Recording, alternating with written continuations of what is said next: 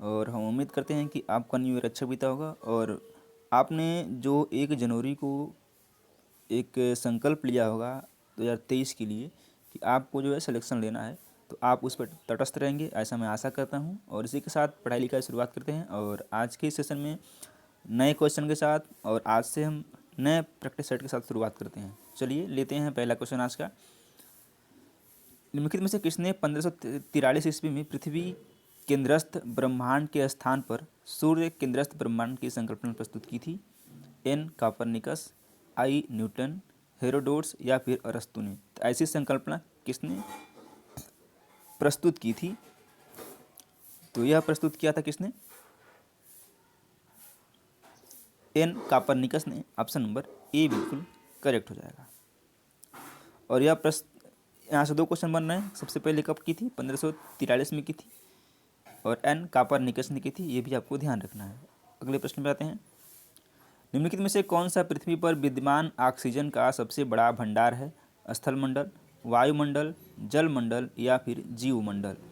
तो पूछा जा रहा है ऑक्सीजन का सबसे बड़ा भंडार कौन सा है? वह है स्थलमंडल, यानी कि ए ऑप्शन सही है।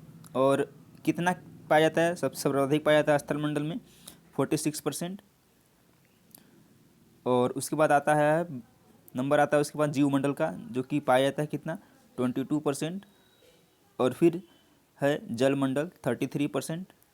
और वायुमंडल में कितना पाया जाता है? यह पाया जाता है 20.9, यानी कि लगभग 21% पाया जाता है। तो ये कुछ डेटा हैं जिसको आपको याद रखना है। मान लीजिए इसमें स्थलमंडल पूछा है, जल स्थलमंडल पूछा है, कभी आपको वायुमंडल पूछ सकता है, जलमंडल या फिर जीवमंडल, इसको भी आपको ध्यान रखना है। अगले प्रश्न पर आते हैं। ग्रीष्म संक्रांति के बारे में निम्न कथनों को पढ़िए और नीचे दिए गए कूट से सही उत्तर का चयन करना है। सूर्य कर्क रेखा पर होता है, सूर्य मकर रेखा पर होता है, उत्तरी गोलार्ध में सबसे बड़ा दिन और सबसे छोटी रात होती है, या फिर चौथा है दक्षिणी गोलार्ध में सबसे बड़ा दिन और सबसे छोटी रात होती है। ये देख लेते हैं कौन सा कूट सही हो जाएगा। 1 और 2, 2 और 4, 1 और 3 या फिर 2 और 3? तो इसमें से कौन सा सही हो जाएगा? 1 और 3 करेक्ट हो जाएगा, यानी कि सी ऑप्शन सही हो जाएगा। सूर्य के चारों ओर परिक्रमण के दौरान पृथ्वी 4 जुलाई को सूर्य के चारों ओर परिक्रमण के दौरान पृथ्वी 4 जुलाई को सूर्य से सबसे दूर होती है। इस स्थिति को क्या कहते हैं? इनहेलियोन, सूर्योच्च या फिर अपसौर, उपसौर या फिर क्लोसेलियोन? इसको बोला जाता है सूर्योच्च या फिर अपसौर बोलते हैं 4 जुलाई को, जब होती है पृथ्वी सूर्य से सबसे दूर। तो बी ऑप्शन क्या है? करेक्ट है। अगले प्रश्न पर आते हैं।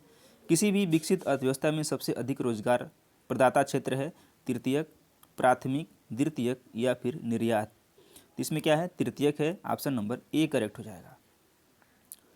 अगले प्रश्न पर आते हैं। निम्नलिखित नदियों में से कौन सी आंतरिक जलमार्गों के रूप में सबसे उपयुक्त है? डेन्यूब, राइन, वोल्गा या फिर एल्ब नदी? बात हो रही है 6वें क्वेश्चन की, और इसमें जो सबसे एप्रोप्रिएट आंसर है हो जाएगा राइन नदी। ऑप्शन नंबर बी करेक्ट हो जाएगा। और यह राइन जलमार्ग यूरोप का प्रमुख आंतरिक जलमार्ग है, ये भी आपको ध्यान रखना है। और राइन नदी स्विट्जरलैंड, जर्मनी तथा नीदरलैंड से होकर प्रवाहित होती है। कहाँ कहाँ से? स्विट्जरलैंड, जर्मनी और नीदरलैंड से होकर क्या होती है? यह प्रवाहित होती है। और यह विश्व का व्यस्ततम जलमार्ग भी है, जिसके द्वारा कोयले का सर्वाधिक परिवहन किया जाता है। ऑप्शन नंबर बी करेक्ट हो जाएगा। अगले प्रश्न पर आते हैं। मरमरा सागर जोड़ता है इजोब के साथ काला सागर को, एजियन सागर के साथ काला सागर को, एड्रियाटिक सागर के साथ भूमध्य सागर को, या फिर बाल्टिक के साथ उत्तरी सागर को? तो मरमरा सागर बेसिकली किसको जोड़ता है? यह जोड़ता है एजियन सागर के साथ काला सागर को। तो इस तरह से ऑप्शन नंबर बी करेक्ट हो जाएगा। अगले प्रश्न बताते हैं। भारत के किस भाग में दंडकारण्य प्रदेश अवस्थित हैं? उत्तर पूर्वी भाग में, दक्षिण पूर्वी भाग में, केंद्रीय भाग में या फिर उत्तरी भाग में? तो दंडकारण्य पठार या फिर प्रदेश का विस्तार किस तरफ है? तो बात करेंगे यह जो होता है भारत के दक्षिण पूर्वी भाग में उड़ीसा, कहाँ कहाँ पे? उड़ीसा, छत्तीसगढ़ और आंध्र प्रदेश, और इसके साथ साथ तेलंगाना राज्यों में लगभग 89,078 किलोमीटर। कितना? 89,078 78 किलोमीटर क्षेत्र में क्या है, ये फैला हुआ है। यह एक विषम पठार है जिसे 2 इकाइयों में बांटा जाता है। एक है दंडकारण्य उच्च भूमि और दूसरा है दंडकारण्य घाट। उच्च भूमि प्रदेश के अंतर्गत बस्तर तथा पठार तथा घाटों के अंतर्गत कालाहांडी का पठार सम्मिलित है। ये भी आपको ध्यान रखना है। तो इसका ऑप्शन नंबर बी सही हो जाएगा। भारत में केवल सक्रिय ज्वालामुखी स्थित है कहाँ पे, माउंट ब्यूलर, माउंट कोयोब, बैरन द्वीप या फिर सेंट्रल पीक में। तो यह कहाँ स्थित है, यह बैरन द्वीप में स्थित है। सी विल बी राइट। पाट क्षेत्र अवस्थित है मेघालय पठार में, बुंदेलखंड पठार में, कर्नाटक पठार में या फिर छोटा नागपुर के पठार में। बात हो रही किसकी, पाट क्षेत्र की। यह अवस्थित है छोटा नागपुर पठार में। ऑप्शन नंबर डी बिल्कुल सही है। उत्खात भूमि का विकास किस प्रकार के मृदा अपर्दन के परिणाम स्वरूप होता है, रील अपर्दन, अवनलिका अपर्दन, परत अपर्दन या फिर असफाल अपर्दन। बात हो रही है भूमि उत्खात या फिर उत्खात भूमि का विकास किस प्रकार के मृदा अपर्दन से होता है, तो यह होता है अवनलिका अपर्दन से। तो इस तरह से ऑप्शन नंबर बी सही हो जाएगा। और इस प्रकार की जो भूमि होती है इसे बीहड़ भी कहा जाता है। क्या कहा जाता है, बीहड़। इस तरह की भूमि को क्या कहते हैं, बीहड़ भी कहते हैं। चंबल नदी की द्रोणी में बीहड़ का विस्तार अधिक देखने को मिलता है। कहाँ पे, चंबल नदी में। तो ये भी ध्यान रखना है कि इसको अवनलिका अपर्दन को क्या कहते हैं, इसको बीहड़ भी कहते हैं। अगले प्रश्न पर आते हैं।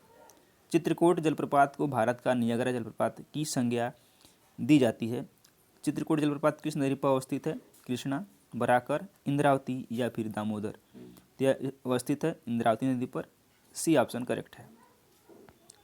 पृथ्वी के वायुमंडल में प्रचुरता के संबंध में निम्नलिखित में से कौन सी गैस दूसरे स्थान पर आती है, ऑक्सीजन, नाइट्रोजन, हाइड्रोजन या फिर कार्बन डाइऑक्साइड या फिर CO2। तो सब आइए देख लेते हैं कौन कौन सी गैसें हैं। नाइट्रोजन कितना पे है, 78.08% होता है।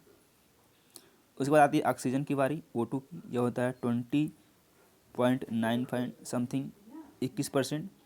इसके बाद आता है आर्गन, आर्गन आता है कितना, 0.93%। इसके बाद अन्य गैसें आती हैं, CO2 आता है उसके बाद 0.0038%। ठीक है। तो सबसे पहले नंबर पर आती है नाइट्रोजन, उसके बाद आता है ऑक्सीजन। तो कौन सा आएगा, ऑक्सीजन आएगा। आप यहाँ से देख सकते हैं।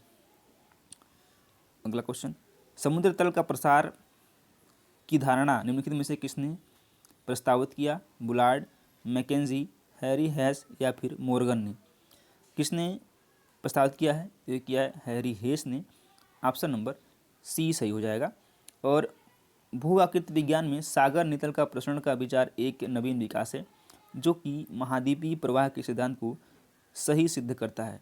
इसका प्रतिपादन संयुक्त रूप से प्रिंसटन विश्वविद्यालय के प्रोफेसर हैरी हेस तथा रॉबर्ट डिल्ट्ज ने 1960 के दशक में किया था। ये भी पूछ लिया कब किया था, तो 1960 में किया था।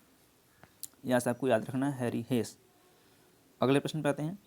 निम्नलिखित में से कौन पी भूकंपीय तरंगों की छाया कटिबंध को प्रदर्शित करता है, 95 से 150 डिग्री से, 100 डिग्री से 155 डिग्री, 105 से 145 डिग्री या फिर 105 से 155 डिग्री। कितना है, होता है 105 से 145 डिग्री। सी ऑप्शन करेक्ट है।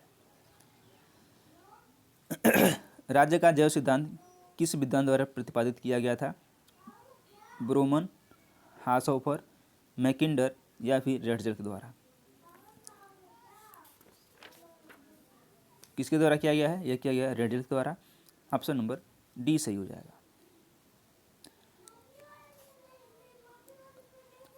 निम्नलिखित में से मिश्रित खेती की विशेषता कौन सी है, एक ही खेत में 2 फसलें उगाई जाती हैं, जब किसान फसलों को बढ़ाता है और इसके साथ साथ तृतीय क्षेत्र में भी कार्यरत है।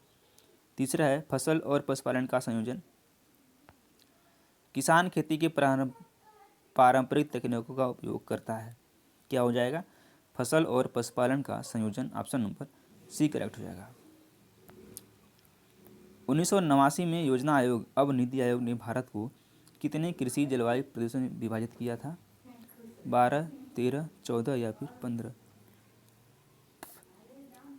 बात हो रही है 1989 में योजना आयोग, अब कौन सा है, अब इसको नीति आयोग कहते हैं। तो कितने कृषि जलवायु प्रदेश में विभाजित किया था? ये था 15। तो डी ऑप्शन क्या है? करेक्ट हो जाएगा। सूची 1 को सूची 2 से सम्मिलित कीजिए तथा नीचे दिए गए कूट का सही उत्तर चुनना है। आइए देखते हैं। आदिवासी की तरफ दिया है और इतने दिया मूल निवास। याकूत का जो संबंध है यह साइबेरिया से है। बद्दू कहाँ पे है? सऊदी अरब। मसाई कहाँ पे है? केन्या में है। और लैप्स स्कैंडिनेविया। तो इस तरह से ए का 4, बी का 1, सी का 2 और डी का 3। ऑप्शन नंबर बी में करेक्ट हो जाएगा।